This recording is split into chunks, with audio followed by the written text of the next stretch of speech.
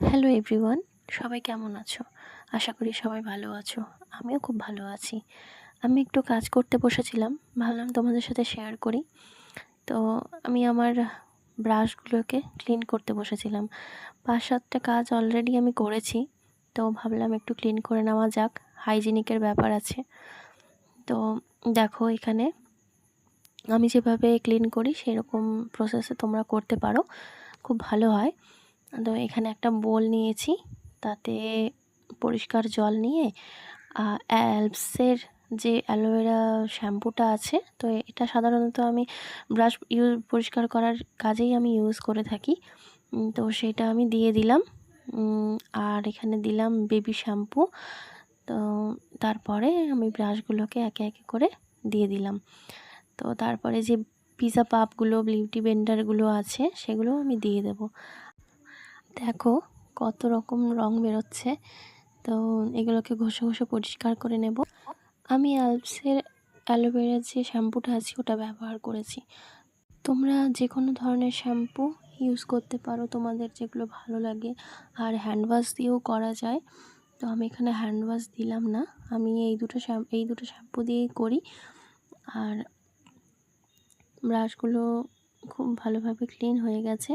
2-3 বার জল পাল্টে তারপরে ফাইনালি এগুলো পরিষ্কার করে নেব। আর যদি তোমরা চাও টিস্যু ইউজ করতে পারো এগুলো ড্রাই করার জন্য। আর অবশ্যই ফ্যান ড্রাই করতে হবে।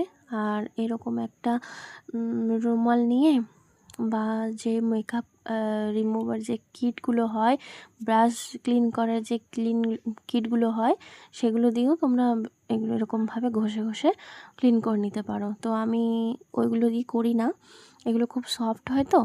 তো আমি এরকম রুমাল নিয়েই করি। তো তোমরা চাইলে এরকম রুমাল দিয়েও করতে পারো বা টিস্যু দিয়ে হালকা হালকা করে আলতো করে প্রেস করে তোমরা ক্লিন করতে পারো।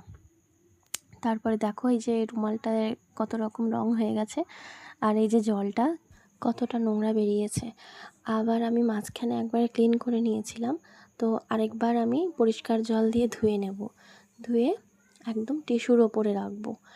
আর তোমরা চাইলে একদম ডাইরেক্ট কোনো ক্লিন কাপড় বা টাওয়েলের ওপরেও রাখতে পারো। তো আমি আগে টিস্যুর ওপরে রেখে শুকিয়ে নেব কিছুটা জল প্রেস করে। তারপরে একটা বড় টাওয়েল নিয়ে ওই টাওয়েলের মধ্যে অবশ্যই ফ্যান ড্রাই করব, না আর কি রোদেও শুকাবো না আর ড্রায়ার দিয়েও শুকাবো না, অবশ্যই ফ্যান ড্রাই করব। এগুলো কিন্তু খুব সফট হয়। আমি কিন্তু ড্রায়ারেও দিই না আর রোদেও দিই না, ফ্যান ড্রাই করি। তো দেখে নাও কিভাবে করছি। এরকম সবগুলো ধোয়া হয়ে গেলে তারপরে বড় টাওয়েলটার মধ্যে রেখে আলতো করে প্রেস করে এগুলো মুছে নেব। তারপরে একদম ফ্যানের তলায় রেখে দেবো যতক্ষণ না ড্রাই হচ্ছে। তো আমার এই ভিডিওগুলো ভালো লাগলে তোমরা অবশ্যই কমেন্ট করো আর সাবস্ক্রাইব করে পাশে থেকো।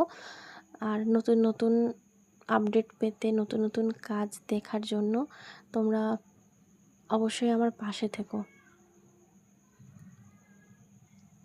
দেখো টাওয়েলের কতটা অংশ ভিজে গেছে আর জলটাও অ্যাবজর্ব করে নিয়েছে।